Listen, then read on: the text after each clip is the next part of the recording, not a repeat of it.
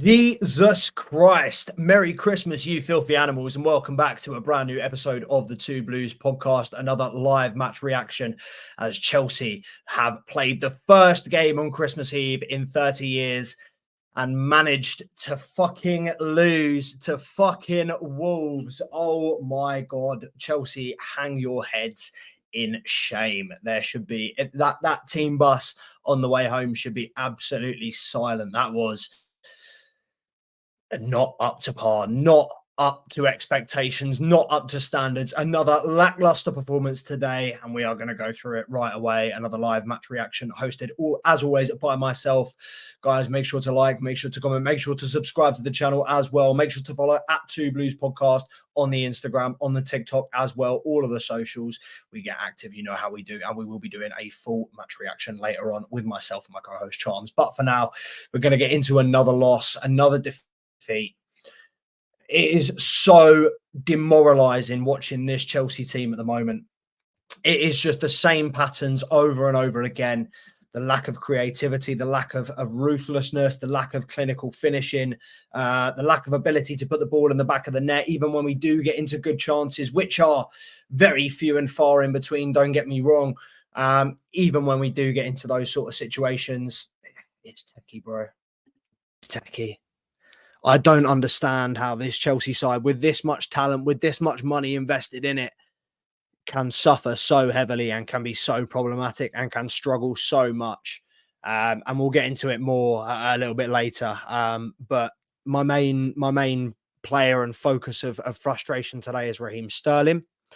There were a few players in there that made key errors of judgment, key mistakes, unenforced errors, things that changed the course of the game, the entire context, the entire dynamic of the game, of the 90 minutes as it played out. But yeah, Raheem Sterling is going to be my punching bag today. And people say that I have a bit of an agenda against Raheem Sterling, a bit of a thing for hating on Raheem Sterling. Not true at all. I think Raheem Sterling is a fantastic player.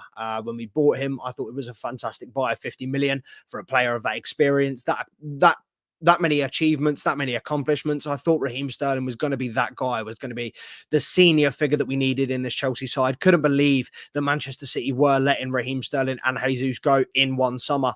And I was very, very glad to pick up Sterling. Thought he was going to cook. Obviously, that first season, he had major fitness issues, major form issues, really didn't hit the ground running. We had a bit of a turbulent time in terms of the managers, the results, the team around him as well. So he definitely wasn't the only one to blame, the only one that was putting in under par performances consistently. But as a player and as experienced as Raheem Sterling is, and as quality as he has been throughout his career at Man City, and we've seen that at Premier League level, at Champions League level, we've seen it for so many years. It is so frustrating to see Raheem Sterling be the poorest decision maker in that Chelsea team. His decision making in the final third is an abomination, is normally woeful. Today, the chance that Raheem Sterling passed up by not passing in the first half, when we had a 3-on-1, when Raheem Sterling was 1-on-1, he could have had a pass to two players, including Cole Palmer, with an open goal. How Raheem Sterling did not pass that ball, he should be fined minimum 500 grand straight away off the top from Pochettino. That is disgraceful, that decision making there. That is a game-winning opportunity. In a game like this, which is going to be close margins, Chelsea are not going to go out and score 3-4 goals, neither are Wolves. It's always going to be won by 1-2 goals. The chances like that in that first half have the potential to change the entire dynamic of the entire game. And Raheem Sterling, time and again today, I mean, time and again in recent weeks has failed to provide that spark, that final ball, that final decision, that final opportunity to get us through and to push us through where he should have been, where he has the experience from Man City, from Chelsea, from playing in Europe, from playing in England, from playing at the top level for the best part of 10 years he's been playing with Liverpool, City, whatever. How even more than that, how is he's struggling to make these decisions? He looks so inexperienced. He looks like he has the same age as a lot of these Chelsea youngsters. He looks as confused when he gets the balls and as bamboozled when he gets the ball in that final third as a lot of these 19, 20-year-olds that have never played for Chelsea before. I do not understand how Raheem Sterling struggles so much after he has played at the top level for so long. And that is why I am so critical of him, because we expect so much more from him. And we expectedly so, rightfully so. Raheem Sterling is a player that should be putting in shifts week in, week out. He is the most senior player in that side, in that attacking lineup, bar Thiago Silva. He should be leading by example. He should be a candidate for the fucking captain's armband before Conor Gallagher. Both him and Thiago Silva should be fighting for being that leading, that voice in that changing room. But Raheem Sterling just disappears. And I mean, I tell you what, his decision making, that like I said, that chance today, he should be fined for it. He should be dropped for it next week. Raheem Sterling cost us the game today.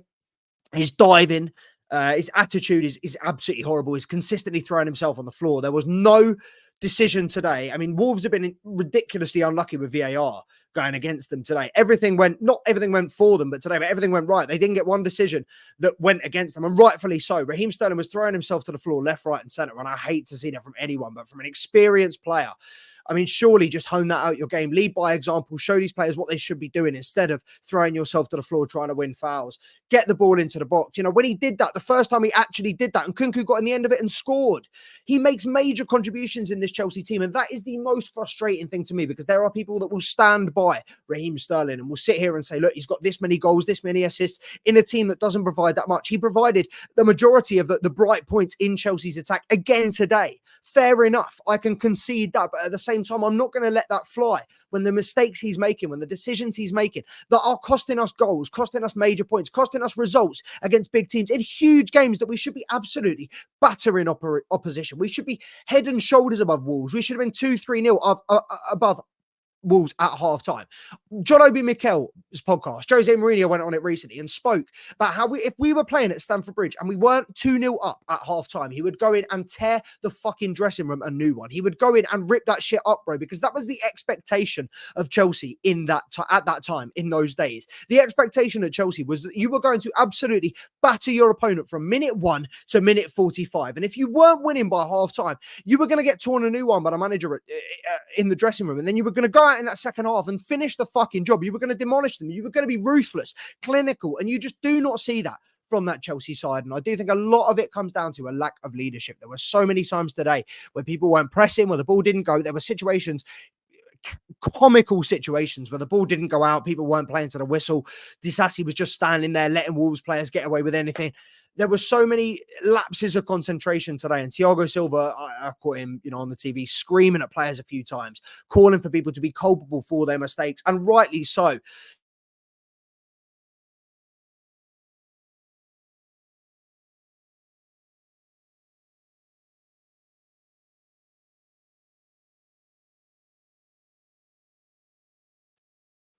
Fuck knows. Put in a couple of great performances since he's come back from injury. And then he's made that horrible mistake against Newcastle that's cost us the goal for Callum Wilson. Luckily, got out of jail in terms of, being able to get a goal back, winning that, going through. No one's going to forget that very quickly. But at the same time, he didn't really do too much else wrong in that game. But today, coming on, I'm sure he was brought on to shore up the defence. To be honest, I'm not sure why he was brought on. If I was Poch personally, I would have brought on Nkunku and Mudryk on at half-time. We saw the difference that both Nkunku and Mudryk made. I would have taken Jackson and Broja off personally. I thought Jackson was awful today. Jackson's touch, his confidence looks like it is shot to shit. I do not know what we can do for Nicholas Jackson, because we're trying to get behind him. We're trying to give him as much support as possible. He's getting the game time that maybe he doesn't even deserve. Maybe there are other players like Broja, like Nkunku, that deserve that game time in that number 9 spot. And other Chelsea fans are calling for it. But Jackson is continually playing and holding down that number 9 position, maybe because of lack of other options. And, today, again, really, really struggled. His touch looked poor when he got opportunities that he should have hit first time. He took a touch. When he took opportunities that he should have taken a couple of touch, had a bit of time. He cut it back, did the wrong thing. He just doesn't look as composed in that 6-yard box. Or 18-yard box, sorry. His confidence looks absolutely gone. And yeah, man, I struggle to see how we're going to justify not getting a striker in January, because Broja, again, another couple of opportunities missed today, really not doing it. Broja is a player that I have been so consistently behind. I backed him so much. I've propped the guy up so many times. I love Broja. I think he's very, very good. I think he's got great prospects and great talent, potential to be a great striker in the Premier League, maybe if it's not for Chelsea, for another club. But since he's come back from injury, he has struggled to lay down kind of any sort of form. Obviously, he scored straight away against Fulham. It wasn't a great goal, bit of a ricochet. Hasn't really got anything under his belt to boost that confidence and to kind of spur him on. In a Chelsea side. And even when he was kind of trying to beat players today, he didn't really look like he had that belief in him. I do feel like when Nicholas Jackson goes to AFCON, we are going to have a little bit of a problem because we do have just Broja in that situation. Fingers crossed it will be, by that time Nkunku will be back up and running because, a goal today, very well taken, a header from Christopher Nkunku. As I said, the substitutions that I would have made at halftime, Nkunku and Mudryk, the two players that in that second half, when they came on, looked the most dangerous. Christopher Nkunku changed the entire dynamic. And I know he was playing completely out of position, not where he should have been. He was playing as a playmaker. He was playing as a 6, as an 8. He was picking the ball up from the centre-backs, taking it forward and spraying it out. He was doing Enzo's job. Obviously, I know Enzo is a big loss, and Enzo and Caicedo, I think, in that centre midfield, that did show today. We didn't control the game as much as we do normally, as much as we have in recent weeks. But Christopher Nkunku, when he came on, wanted to bit the ball. He was one of the few players in a Chelsea shirt that wanted the ball, that wanted to go to the ball, be an option, go and receive, go and, make something happen. So many players, bro, the movement in that Chelsea side in the final third is ridiculous. As a basic in football, as a youngster, you get taught pass and move. These Chelsea players pass and just freeze. They stand still. There is no 1-2s. There is no bouncing. There is no one-touch football. There is nothing. If and when it happens in and around our own 18-yard box, in our own third, in our own half. We never seem to want to move up front, to create something, to give midfielders to actually have something to look for. And you see it so many times. And as a deep line midfielder myself, I understand when you're there and you're looking at everybody is just standing dead still with a player right on their back.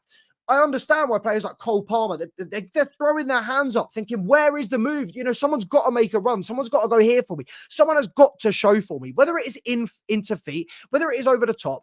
Nicholas Jackson in pre-season was doing both. He was showing us that he's able to link up when it's into feet. When people fire it into him, he's able to just pop it off, get other players involved in the play, make something happen very quickly. The whole system in pre-season was built around Christopher Nkunku and Nicholas Jackson being dynamic in that number 9, number 10 position. Being interchangeable, pass, move, get the ball out wide, get it in triangles, move it forward, get forward quickly in transition and make something happen. But this Chelsea side just looks unrecognisable from that side that we saw in pre-season and the glimpses of what we saw this side could be under Poch in pre-season. And it is very, very frustrating when you see the talent on there. I rate Madueke very highly, and he frustrated me at times today. Yes, he made things happen at times, but there were times again when he was doing the simple things wrong, giving the ball away at simple times, crucial times in the game where we should be pressing, we should be throwing the kitchen sink, we should be making sure that every ball counts. Madueke should be the fresh leg, should be absolutely tearing those Wolves fullbacks of a new one. Doherty should not stand a chance. I don't care if Doherty's just come on. Ait-Nouri, Doherty, somebody, they should not be standing a chance against a fresh Madueke. Against a fresh Mudryk. These players need to just be going at them. And I can't lie, I think Mudryk again was positive today. I was impressed with Mudryk. I thought he looked dangerous when he come on. He looks like he's gaining in confidence. That goal against Newcastle, that penalty, definitely has boosted him in confidence. He's definitely getting back to where he was kind of when he got a run of games under his belt when he scored against Fulham. Mudryk just needs confidence, game time, and he will continue to evolve. He is slowly putting in goal contributions so that, that corner of the Chelsea fan base that just relies solely on stats can shut their fucking mouths just for a little bit longer. But I mean, when, those of us that watch the 90 minutes intently, those of us that watch the game and watch the team and want them to do well, recognize the aspects of Mudryk that he does bring to this team in terms of his work rate, in terms of his intensity, his attitude, going forward, beating players, being confident and being unpredictable. That's something that we haven't really seen since the days of Willian, Hazard. We need those wingers to be tricky, to want to go in and create something in the box. And more often than not, Mudryk does put good balls into the box. There just is no one in and around, anticipating the ball. If there is, it's Nicholas Jackson. There's one player in the box and he's just standing dead still on the penalty spot. It's a bit of a catch-22 for these wingers because when they do create situations, there's no one there to finish them. And for that, they must get very frustrated. But a lot of the time in this Chelsea side, again, we've seen 0 clear-cut chances again today. I checked that out about 80 minutes. It may have changed. It may be 1-2. Obviously we scored, so it's probably a little bit higher. But simple mistakes, simple decisions that we should be taking. We should be putting the game to bed after 30, 40 minutes. There are opportunities that we get that, I'm pretty sure under 8s, under 9s will be able to finish. How Raheem Sterling has not passed that ball in the first half. lads. I mean, I get a lot of hate for hating on Raheem Sterling and for calling him out. And that's only because I expect so much from the guy, because I've seen what he's done at Manchester City and at Liverpool and for England in the last 10, 15 years. And we have every right to expect Raheem Sterling to be the leader in this Chelsea side, to put in performance after performance, to be one of the hardest workers, to lead by example, to be the guy to pull us out the mud and to be the guy to create something. And more often than not, he is one of, if not the brightest spark in this Chelsea attack. But that is just because the majority of the rest of them are lackluster. And Raheem Sterling makes so many more mistakes than the other guys, and he should be held accountable to a higher degree than these other players, because he is so much more experienced. He's playing with a bunch of 20, 21-year-olds that, yes, they are still quality players and they're getting paid a lot of money, but they don't have the experience, the know-how that he does. And he's getting booked for these silly things. He's making stupid decisions, diving all the time. I hate diving, and I get onto rivals and rival players for doing it so much. You've seen players like Salah ease that out of his game. Week in, week out, he may make the odd one here and there, but players like Salah, who used to just consistently throw himself on the floor and get slated for it, you've seen him ease that out of his game as he's got older, more mature, more professional. Raheem Sterling's gone the opposite direction. He seems to just get more desperate. He seems to recognise that this Chelsea side struggles so much that we don't stand a chance of scoring a fucking goal unless he goes down for a penalty and unless Cole Palmer gets the ball on the spot. It is absolutely desperate play from Raheem Sterling, and it's depressing to watch as a Chelsea fan. I mean, I miss the days when the worst thing that rival fans could sing about Chelsea was boring Chelsea, because we go 1-2-0 up and shut that shit down. We just make sure that we didn't concede. We'd make sure that above all else we won, because the most important thing as a Chelsea side, as a Chelsea player, is the result, is working for the team, is bleeding for the badge, making sure that you get that 3 points. And we do not see that from any player in this Chelsea side. Conor Gallagher today, great work ethic. Even he was going overboard. His decision-making was poor. His challenges poor. He was lucky not to be pulled off. As soon as he got booked, as soon as he made the third or fourth challenge after getting booked, I turned to I said, pull him off now. Get Gallagher off the pitch. He is going to get sent off.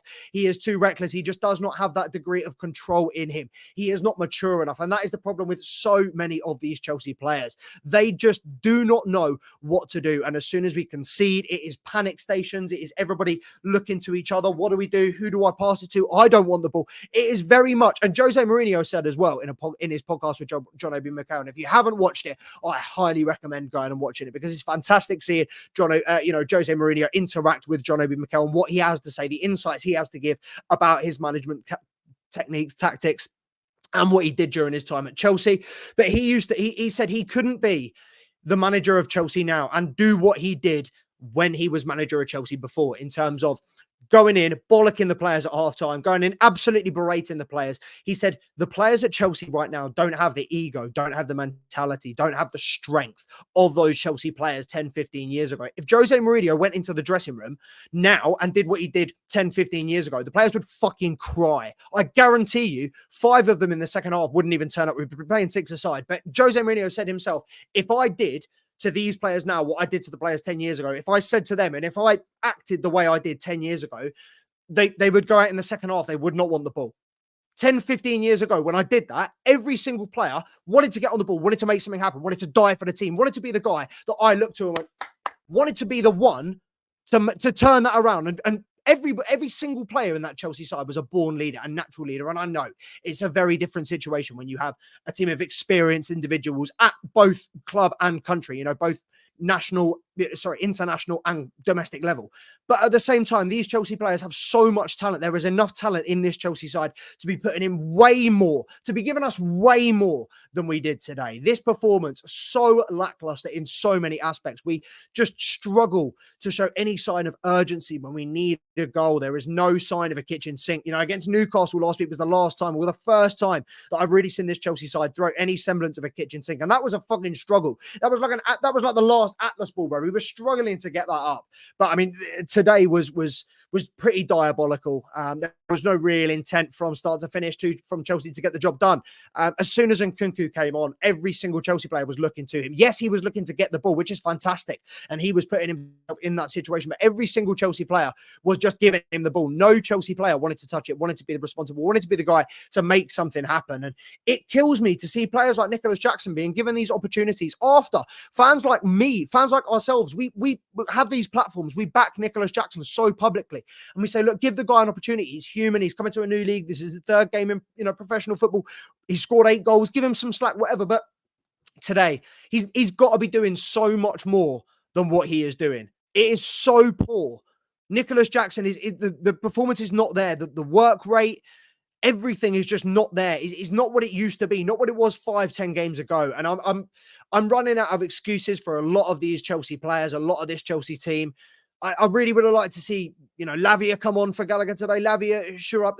There seems to be a willingness from a lack of willingness from Poch to change it up and to make things happen. And Nkunku seemed to be that guy. I said in midweek, as soon as Nkunku came on against Newcastle, the whole dynamic, the whole team, the whole system changed around him. Everybody wanted to give him the ball. He wanted to get involved. We looked a little bit more dangerous. We looked a little bit more inspired, a little bit more hopeful. Obviously, he was the one that got the goal today. That will do masses for his confidence. I was extremely worried that Nkunku was going to get glimpses here and there, going to get 10, 15-minute cameos, go 007, start to get the media on his back.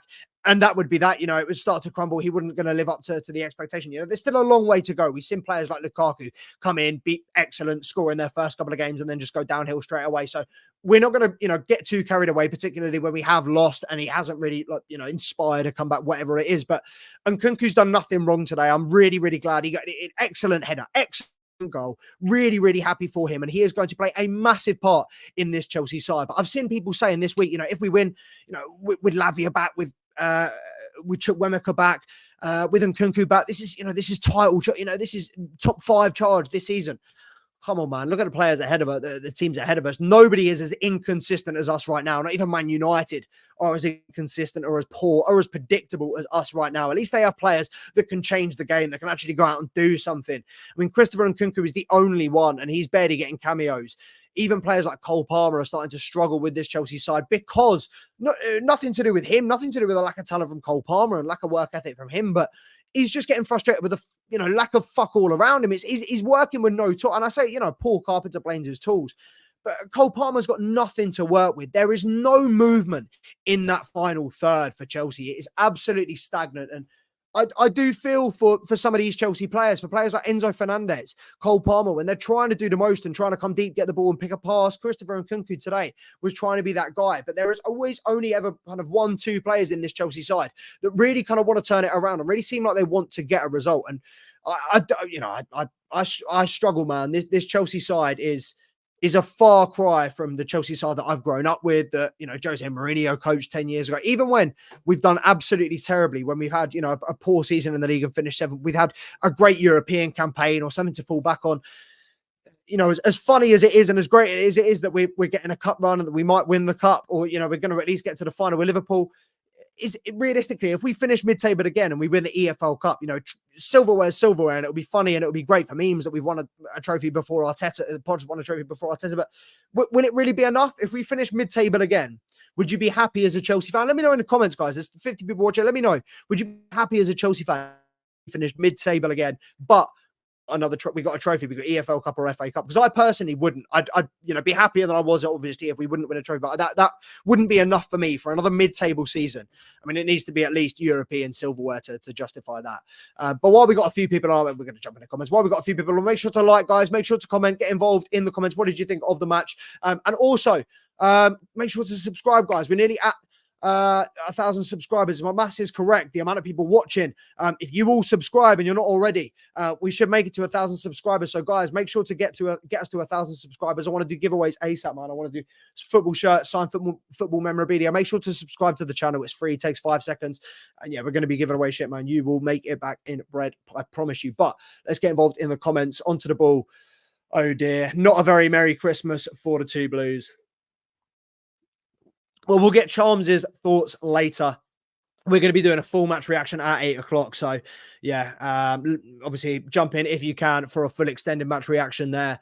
But, yeah, miserable, man. Ruined it. I didn't want anything for Christmas this year. I haven't wanted anything for 5 years, for 6 years, however long I've been an adult, 7 years. I'm not great at maths. But, this year, all I wanted, 3 points. All I wanted, but I fucking knew. I said it this morning when I woke up. I was thinking yesterday, I had an inkling. I woke up this morning, I thought, you know what? Christmas Eve, first game for 30 years, early kickoff, Wolves away. And Nkunku and Lavia back, everything's going for us. I was like, stinks a 1-0. Stinks a 1-0 Wolves.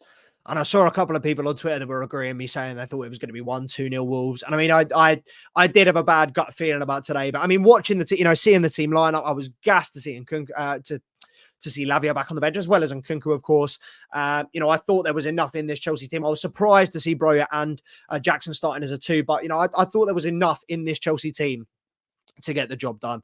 But yeah, man, it was just a shambles again today. More of the same as it has been in the last few weeks, the last few seasons for Chelsea. The recurring problem: possession, passes, ball control, fantastic. Chance creation, fuck all. We had so few clear-cut chances, probably one including the goal, if that. That was probably still a half chance. I mean, we're so boring with the lack of creativity. We're so predictable to play against, and it doesn't matter if you're. I mean, we're going up against teams like Palace, Luton. Also, 2 yellow cards. What was it? Palmer and who else? Palmer and Sterling both missed the game against Crystal Palace. Now we're going to have the lack of discipline in this side. I mean, we're going to have no players left at this rate, but the lack of discipline in this side is absolutely ridiculous. Humble joining us. Appreciate you jumping in, my guy. How did Sterling miss that? Mate, he should be fined for missing that opportunity. That was absolutely dire. Jackson's first touch from Sterling's pass was actually terrible. I felt like he should have hit it first time, but at the same time, when you're Nicholas Jackson, I don't feel like he has got that in the bag. I feel like he also knew he didn't have that in the bag. And needed to take a touch. But yeah, man, regardless of if he got that touchdown or not, I don't think he would have scored. But yeah, man, he's just got to hit it, bro. He's just got to hit it. And Nkunku was the only positive. Yeah, man. That's really the only positive. And I've got to say, I mean, nothing he could really do for the first goal. What was the second goal? Yeah, nothing he could do for either goal. Petrovic. I'm not mad at Petrovic today. So, yeah. And Nkunku, yeah, quality today. Petrovic, I'm not mad at. Mudryk as well. I'm not really mad at today. He didn't do too badly, but yeah, everyone else can suck their fucking mums.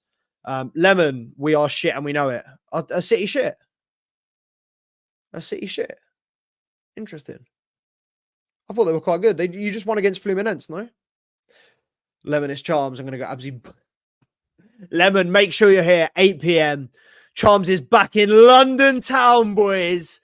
We might even be doing a Christmas link up, lads, as soon as we can get a studio sorted and a date and time sorted, because fucking hell, Charms is harder to tie down than a 10-10 bad B, bro.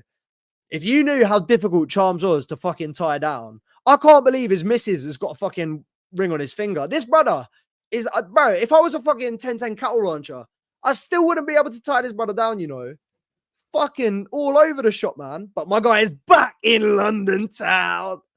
So fingers crossed you're going to be seeing a link up from us over the new year. That is going to be, 100 episode special, maybe. Who knows?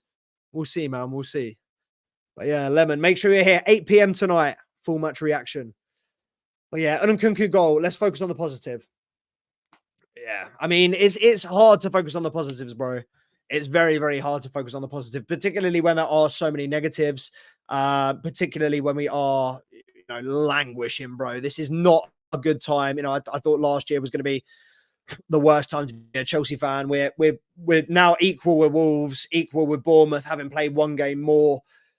If Brentford and Bournemouth win their games, we could be down to 12. This is not a good time to be a Chelsea fan. This was the run of games that we really saw and thought, yeah, we could do something here. We could put together a run of 5-6 wins. And this is not even asking much of this Chelsea side. Beating Wolves is not asking much. They're without Pedro Neto. They're without, a serious striker. Hwang's kind of fallen out of form a little bit. Cunha didn't play well today. That Wolves side today was there for the taking. And this Chelsea side, just so toothless, bro. The lack of ruthlessness in this Chelsea side is horrible. And it showed with that Sterling opportunity in the first half, the reluctance to pass the ball. He didn't know what to do in that split second. I mean, the finish was pretty dreadful as is. He should have dinked it. He should have done something, at least put it over him. But yeah, and it just shows how low in confidence this Chelsea side are. How we are looking to players that themselves don't know what to do and are struggling themselves. And how can you even be mad at players like fucking Jackson Palmer or whatever, when they're looking to Sterling and he's doing shit like he is today, the unprofessional performance that he had today, I'm going to be getting onto him in a couple of shorts, and I don't care about the backlash and the hate. Sterling is a player that we expect so much from, and he is just disappointing us continually in his attitude, his decision making, and he cost us the game today. No doubt for me in my mind. Raheem Sterling cost us 3 points today. If we had gone through and scored that, if Palmer had scored that, if he'd have just squared that ball, 1-0 up, we start controlling the game, we start looking a little bit more confident. All we need is, our confidence at the moment is so fragile. We are so reliant on momentum, and it's partially because this team is so young and inexperienced, but it is partially because of the nature of this Chelsea team and how we are so form reliant and how we are so inconsistent. These Chelsea team do rely, and these Chelsea players do rely on consistent game time, consistent performances. As soon as they see that pattern, it will all pick up, it will snowball, it will be very, very much positive reinforcement. But yeah, man, at this point, it's the exact opposite. It's negative reinforcement. It's one player makes a mistake and pushes the negative mentality and the negative confidence and the negative momentum onto another player, and it just snowballs from there, and we start to make mistake after mistake. There were times today where Wolves definitely should have scored, should have capitalised. Better teams will score and capitalise and make the most of those opportunities when we are fumbling in the box, making silly decisions. Yes, Badiashile couldn't have done much more than just touch it into the box for that second goal, but at the same time, you're in the box, you've just come on, 90th minute, whatever it was, just fucking get it out. If in doubt, get it out. Absolutely boot that ball, bro. Tump that ball as hard as you can. You can't be just sticking a leg out and putting it back into the danger zone. And I'm gutted for the guy, because Badiashile's a player I rate so highly. I think he's a starting centre-back when he's fully fit. Fantastic addition to the squad. Great value for money. Brilliant signing in the Todd Boehly era. One of, if not the best. But he's obviously confident at that Newcastle game. He made that massive mistake for the Wilson goal. Didn't look the same the rest of the game. Didn't really do too much wrong the rest of the game. It didn't look like the same confident player that he has done in the last few weeks and that he did before his injury. And then today, obviously, coming on, he was brought on to shore up the defence. Not sure why, but we're 1-0 down. Absolutely bizarre decision for me to put Badiashile at that point. Should have been, Mudryk and Nkunku, Maatsen, Mudryk. Those are the players that you should be looking onto. Mudryk should have come on before. Way before Badiashile, or even before you're looking to centre backs, whatever. Badiashile was brought on today, and made the mistake. It is going to massively harm his confidence. I highly doubt he'll play. He'll start against Crystal Palace on the 27th. I imagine it'll be Malo Gusto on the right, Disasi, Thiago Silva, Levi Colwill on the left. I was hoping that Maatsen would play today. I wasn't overly excited about Levi Colwill again today. Overly impressed, with Levi Colwill again today. Look, Levi Colwill's a player that I love. I think he's a fantastic player. Future El Capitan. Leader in this Chelsea side. Potential to be a excellent centre-back for years to come with Chelsea, with England. I do not doubt his talent, his prospects, his potential to be one of, if not the best in the country, in the world. I'd rate him up there. Saliba's definitely having a far better season at the moment, but Colwill has as much potential as Saliba, I feel, in terms of his calmness, his ability on the ball, what we've seen at Brighton. He is still adapting to this left-back position with Chelsea, and I feel like he does he looks like it's still unfamiliar territory to him, his positioning, his not knowing when to go forward, when to hold back. It's a lot different from playing, in a dynamic back four when you are asked to get up as you are as a fullback at Chelsea. It's a lot different from playing centre-back. And Levi Colwill, I think his best position is definitely still left centre-back. I think that should be realistically where he does play long-term for Chelsea, and should be where he plays now. But the reality of the matter is we've got an overload of quality young centre-backs, players that are still to come back. Trevor Chalobah has just come back into training. Wesley Fofana's just touched the grass after a massive ACL, reconstruction surgery.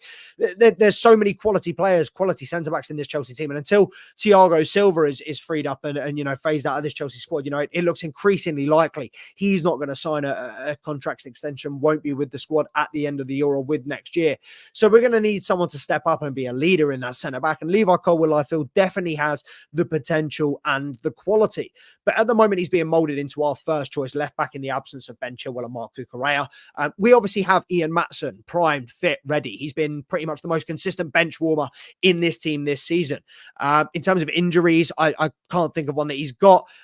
From the press, he's been reluctant to sign a contract extension. Fair enough, because he's not getting any game time. Why would you sign an extension regardless of how much you're getting paid if you're just going to sit on the bench and potentially be ousted for a higher price in the next transfer window. Fair enough that you can stand your ground, do what you want and force a move out. But at the same time, he's a player that I feel we should be utilising more with our left back injury situation, with us letting Lewis Hall go in the summer.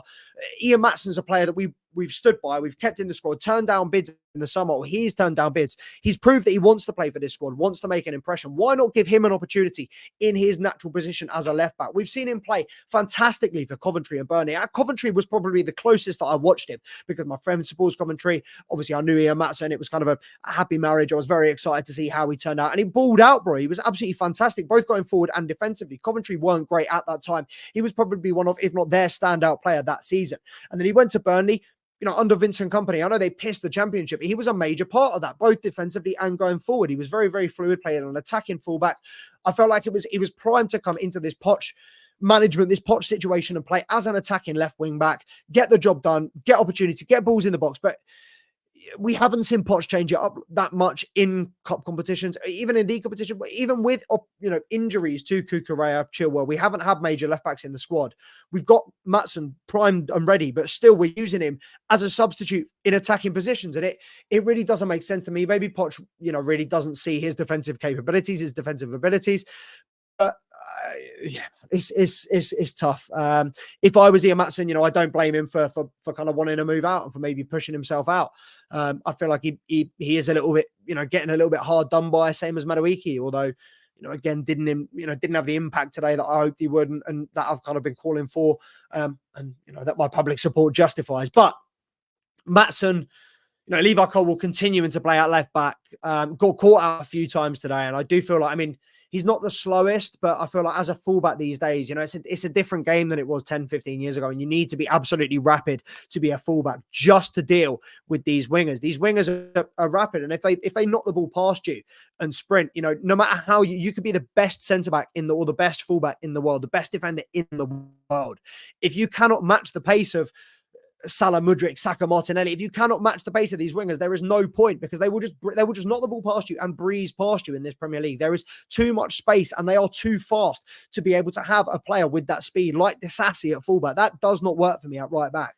I love the way he bombs forward, but when he is that high and when he gets that far, he's such a liability, because he's never going to be able to track back a player like Mitoma. He's never going to be able to catch a player like Adingra. I don't understand why these glaringly obvious mistakes and gaps and problems in this Chelsea side aren't addressed. And Levi Colwill, for me, as good as he is defensively, I'm happy with him being tried out at left back while we have no other options. And it's great that he's, becoming a little bit more flexible, learning to play in three different positions. But at the same time, as Chelsea fans, we all know Levi Colwill is best at centre-back. Why not just continue to play him in the position he is best at? It is extremely frustrating. It showed a couple of times when, the winger got the better of him today. He was way out of position. Sarabia was doing him bar for bar, pace for pace, stride for stride, bro. Sarabia was mugging Levi Colwill, and yeah, man. I know these players might be a little bit tired, might be a bit leggy with a schedule, but it's a man's world, bro. It's a man's game. You're getting paid a lot of money to play these games and to do your job. And we conceded a few silly mistakes and a few silly chances today from lapses of concentration and from just a couple of little switches over the top where we're not paying attention, where our players are maybe out of position and not concentrating on their job or don't really know what they're doing or where their player is. It is frustrating, particularly when we do have players like Maatsen on the bench. Not too many positives to focus on today. 2 months comedy. I can't be happy if we finish mid-table. Agreed, man. No matter what we win, even if we do the domestic double, even if we win FA Cup and the FL Cup, if we finish mid-table, I'm not happy. I'm not happy with anything below 7th this year. 7th is a bare minimum for me to be acceptable. Top 6 would be good. I'd be happy with. 7th is acceptable. 8th is, you can get away with it. 9th is fucking hell. At least it's better than last year. 10th is, come on, man. Big Chelsea FC. Big Chelsea FC finishing 10th again. We can't be putting all our eggs into FA Cup and EFL baskets. What are we, Tottenham, bro? What are we, Arsenal? What are we, reducing ourselves to these small clubs with no history, with no future, no talent, no real culture, no backing? Bro, we are not these other clubs. We cannot be But we need to be taking a good, long, hard look at ourselves this Christmas. These Chelsea players all need a fat fucking lump. They don't need they need a lump of coal from Tomboli, and they also need Santa to break into their fucking chimneys tonight and shit down their chimneys, bro. These players need to realize that they are in trouble, bro. This is not a joke. This is not banter no more. This is not funny. This is an issue. These are players getting paid 150, 200 grand a week. And mugging us off. There are a lot of Chelsea fans around the world. You know, there are 40 odd thousand that pay to go to Stamford Bridge. There are, 5 odd thousand every week that pay a lot of money that have gone to watch that in Wolves tonight. Made a 200-mile round trip on Christmas Eve tonight to watch that. To watch a lot of Chelsea players give up and not bleed for the badge. Sterling is one of them. There are a lot of players that do not pull their weight off the ball in this Chelsea side. We will get into it more at 8 tonight, guys. Make sure to tune in for our full match reaction. But yeah, man, this Chelsea side is a far cry from the Chelsea side that I grew up. As Didier Drogba said last season, this Chelsea side is unrecognisable. I no longer recognise my club. It is a stressful time to be a Chelsea fan. I thought last season was the worst. It could just continually be getting worse. I don't understand how we're spending more money, getting better managers, and getting worse results. Hi, more highlights. Appreciate you joining us. Those guys are playing a weak game. No agility or signs of improvement. Those players don't look like they have a goal to play for. Yeah, man. None of them look committed. None of them look like they're down for the cause. None of them look like they're riding, bro. None of them look like they're actually. All of them look like they had their thoughts on Christmas. Half of them look like they'd been on the piss last night. I won't lie. Half of them look like they were fucking hungover. Like they just didn't have the legs. They didn't have the will, the want. Just small things, small errors in judgment, the positioning. So many times, the ball broke down, and the Wolves players had so much space going forward on the counter. And I was thinking, how have they got this much space? Have we committed 4, 5, 6 players forward? Not even. We were just all out of position. As soon as Chelsea got the ball, there were 10 Wolves players behind the ball. It's not difficult to defend against Chelsea. You don't actually have to be very good to defend against Chelsea. I reckon along with a random 10 of my Two Blue subscribers, there are around 20 people in this chat, in this video right now. I reckon all of us combined, if we picked just half of us, I reckon we could probably grind out a 0-0 draw against Chelsea in this current state. We might not be able to score because, Georgios Petrovic's quality, they're professional footballers, let's not give ourselves too much credit. But I would put good money on this Chelsea side not being able to score in 90 minutes against a fucking Sunday League side, against a group of 11 kids from the park. Like, this Chelsea side couldn't hit a barn door with a banana skin collectively. Like, this Chelsea side is fucking useless. They are, mate, it's like a blind man in a strip club. He doesn't know what the fuck's going on. He absolutely just perplexed, bro. What's the point? He's got no chance of scoring. Why is he even in front of the goal? Why is he even there? Why is he even putting himself in that situation?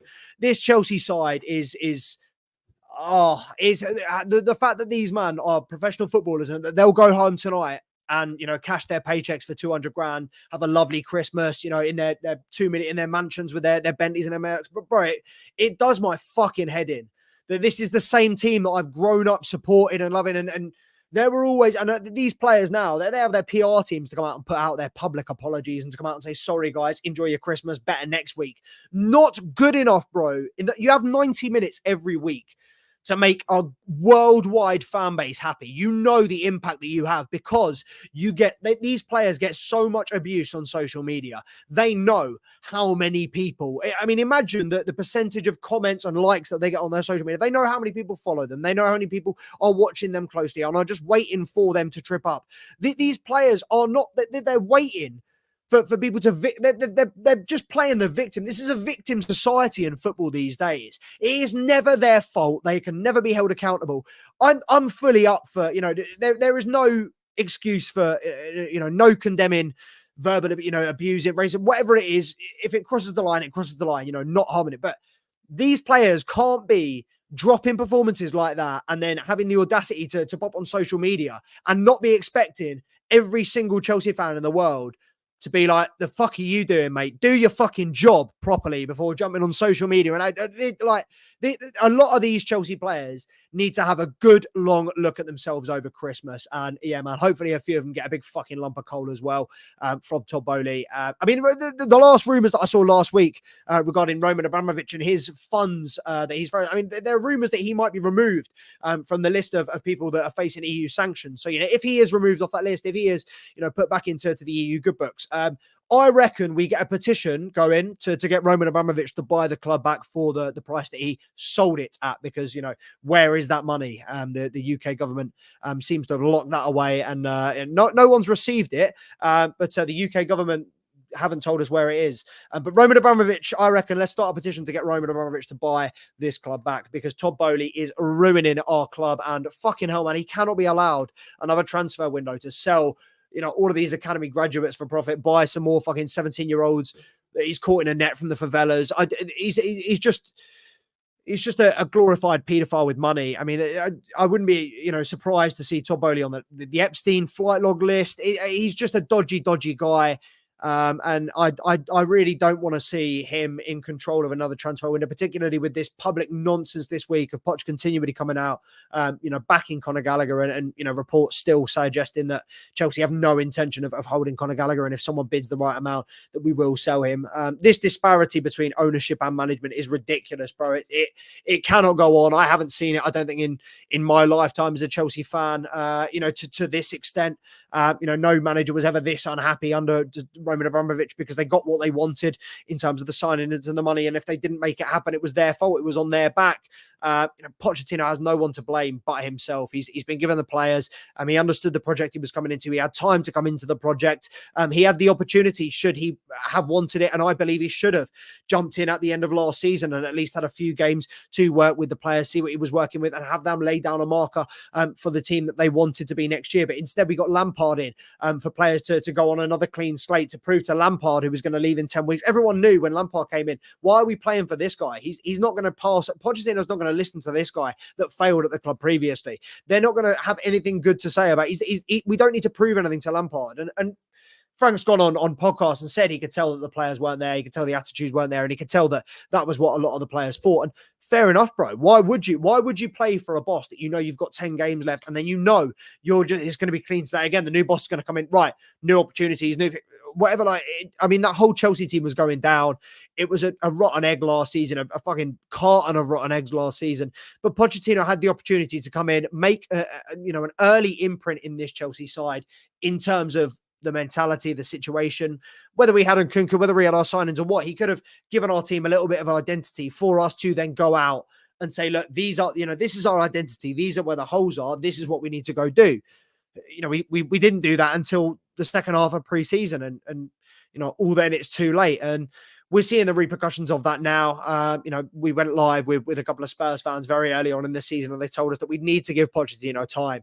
He was a manager that would need time to work with this squad, to settle down, to find an identity and a way of playing that worked. We would have to be patient, and we were just kind of worried, because although us as Chelsea fans are happy to be a little bit patient, and while we do expect instant success, we understand with a project the size of Chelsea's current project and the transition period that we are in, everything is going to take a little bit of time. So Chelsea fans know that we've got to be patient. It's not about us being patient, it's the ownership. We've seen Chelsea's mentality over the last 15, 20 years has been, you don't win something in a year, you're gone. Todd Boehly in his first season has had first full season has had 3 managers. We didn't think it could get any worse or more unpredictable or more volatile as Chelsea fans. It's got 3 times as bad as it was in our last 20 years. We were all calling for Boehly to come in. He backed Potter so heavily and said, this is the guy, this is the long-term project.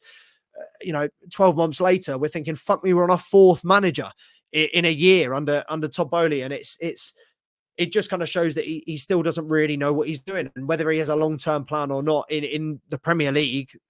In football, time goes very quickly, and you can't be affording to lose 10, 15 games and say, oh, don't worry, we're building for the future. We've got players like that. It doesn't work like that, bro. The world is too quick. And if this Chelsea team doesn't start pulling out results ASAP, we're going to be in a relegation battle, man. As unrealistic as it sounds, this Chelsea side is going to struggle. These games are going to get harder and harder as more teams get dragged into this relegation battle, into a crisis and need points. Teams get harder to play. The games get harder and harder. The further along the season gets, it's not going to get easier for Chelsea to win points. So if we think we could take these next few games for granted before we go up against Liverpool on 31st of Jan, I mean, we've got some fairly easy games on context in paper when you compare them to other teams in the Premier League. So we have to make these points count. And today was a game that we really needed to make count. So just massively disappointed and frustrating to see so many similar patterns happening with this Chelsea side. Why didn't he start Nkunku? Fitness, I suppose, coming back from injury. He didn't want to risk him. He did suggest it in the press conference, but I'm a firm believer in, look, if you're fit enough to make the bench, you're fit enough to start. I think he should have started, should have thrown him in at the deep end today, and it showed how much he impacts that team and how influential he is to this Chelsea team when he comes on. He was a fantastic substitute and a great contribution. Glad that he got off the mark so quickly, and fingers crossed that he starts next game. It's silly if he doesn't. What happened to Lavia? You can't, obviously, with Cole Palmer and Sterling missing as well through injury. I'm pretty sure Nkunku's guaranteed to start against Crystal Palace on the 27th. What happened to Lavia? You can't bench players who can win you games. Lavia's obviously, this is his first appearance in a Chelsea team, or first inclusion in the Chelsea squad since joining. Obviously, given how Poch has managed players in the past and how he's currently managing Nkunku, who's never going to start Lavia.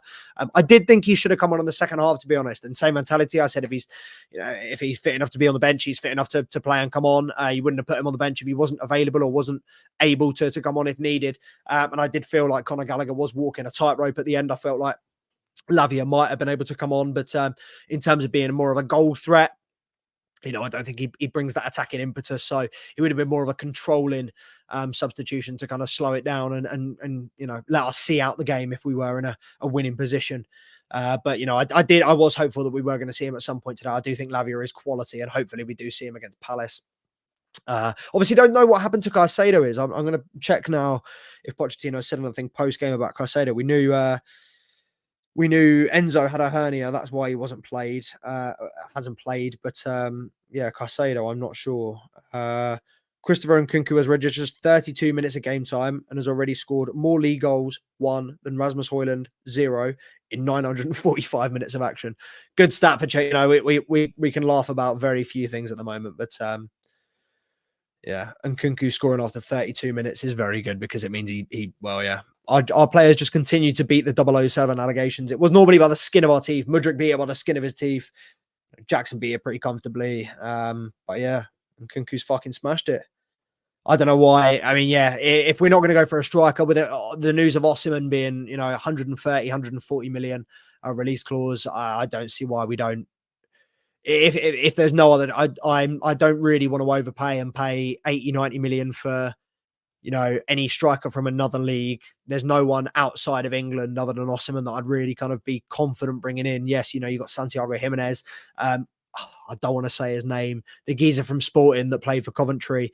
His quality has been linked to Chelsea, but he's been linked to Chelsea for 3 figures. He's like Viocares or something. I don't know what his name is. I was supposed to look it up before stream, so I didn't make myself sound like a cunt. My bad. I will learn it for next stream before I do a short. There are quite a few players linked. I mean, I wouldn't be mad at Tony. I think Tony's a great player and the perfect player for this Chelsea team and system. Reports recently suggesting Arsenal are prepared to pay 150 mil for him. I don't think he's worth that. 27 years old. I wouldn't take that risk personally. I think he'd be great for a season, 2 seasons, but it's a lot of money and we're already pretty deep in the hole. So for that, you're better off waiting until the summer and going in for Osimhen. But if that is the situation, Nkunku was number 9. Palmer, Mudryk and Sterling around him. I don't really have any other option other than Sterling, unless Mudryk starts pulling his weight or unless we buy a quality winger in January. But Sterling for me is not doing it. And Nkunku, though, great to see him. Great to see him playing. Chelsea could potentially have 11 players out for Palace on Wednesday through injuries and suspensions. Nice. No side has lost more Premier League matches in 2023 than Chelsea. 19 games. while only Almira, 24, Werder Bremen, 20, and Empoli, 20, have lost more games than the Blues across the big 5 European leagues this calendar year. This calendar year, in 2023, only 3 teams have lost in the big 5 in 5 leagues across Europe. That's, let's just say 105 teams or 100 teams. Let's go, everyone's 20, 100 teams. Chelsea are bottom 4 for lost games. No side has lost more games in the Premier League in 2023 than Chelsea. We have lost more games than everybody in the Premier League. And I know obviously promoted and relegated teams have only played half a year, but that is abysmal. That is diabolical. Chelsea have missed 36 of their 57 big chances in the Premier League this season, more than any other side. We are so wasteful. I've said this so many times. I'm toothless. Lack of ruthlessness. We've now lost our last 4 Premier League games. 4-1 against Newcastle, 2-1 United, 2-0 Everton, 2-1 Wolves. I mean, embarrassing. The worst, I mean, obviously, yeah, I've moaned about Sterling, but yeah, booking for diving to miss the Palace game is just icing on the cake. He should be fined $1 million, 500,000 for that booking, and 500,000 for $1 million for the miss, 500k for the booking. That should be a 1.5k, a 1.5 mil fine. That's absolutely ridiculous. Pochettino even doesn't know his players. He doesn't much Chelsea team. Gezi, I don't think he needs to leave just yet. I don't think it's Pochettino out. Because I think he is affected by the players available. But I mean, yeah, something needs to change. And if he continues to do this, I'm going to run out of patience. But I'm not Pochettino out just yet. I still think there's enough in this Chelsea side. I think it's more the players, to be honest. I think the players that we have on the pitch are good enough. There's only so much that Pochettino can say or do. As a player, as someone that plays football, I know, regardless of what someone tells me before, after, during the game, I know what my job is. If I want to do well and to win, I will do the best. I will do my job to the best of my ability. I'm not going to, it's not that fucking difficult to play football. Like people, I know you have to be good at football to play at this level, but the basics of football to know what to do is not that difficult. And I feel like when you're playing on a Premier League level, yes, it's a lot more difficult. Yes, people are a lot better level, but these Chelsea players shouldn't need Pochettino telling them what to do, telling them what system, what space, where to make the runs. These players should be able to look at the team around them and acknowledge where the space is and how this team is playing, because Pochettino can only give you so many instructions. He doesn't know what the other managers said pre-game, how they're going to line up, how they're, what tactics they're going to use. There's only so much he can get across. He's trusting in these players' ability. And like I've said before, there is plenty of talent, plenty of ability in this Chelsea side to get the job done. And there's only so much Poch can do. We've got to take out a lot on the players, I feel. The players are a lot to blame. But yeah, man, another mad disappointing result. Another Christmas ruined. Can't remember the last time I had a good Christmas. Food poison in New York. I don't know what happened last year. Chelsea probably lost last year as well. But anyway, Chelsea have lost 2-1 to Wolves on the 24th. The first game in 30 years. Christmas Eve. Chelsea have got absolutely tumped by a side that didn't deserve it. But we move. We will be doing a live match reaction, full match reaction, sorry, should I say, for the few of you still watching. 8 p.m. tonight, if you want to see my thoughts alongside my co-host, Mr. C Money Picks Charms. We are going to be giving you our full thoughts on the game and Chelsea season so far. We're nearly halfway through, so we'll probably do a full episode on Chelsea season so far when we do get to halfway through. One more game to go. But yeah, full match reaction tonight, guys. Make sure to make sure to subscribe to the channel as well. If you're not already, please, guys, we are nearly at 1,000 subs. Make sure to hit that subscribe button. It's free. It takes 5 seconds. Don't take nothing for you to do it. So get us to 1,000 subs. And as soon as we are monetized, we're going to be doing giveaways, football shirts, signed football memorabilia, not just Chelsea stuff, all stuff. So, subscribe. It's free, easy, and you might be in with a chance of winning, cash money down the line as well. We're just going to continue to do giveaways and stuff. So, once subscribed, always in with a chance of winning. But yeah, man, appreciate everyone rocking with us. Make sure to tune in at 8 o'clock for our full match reaction. Subscribe to the channel and follow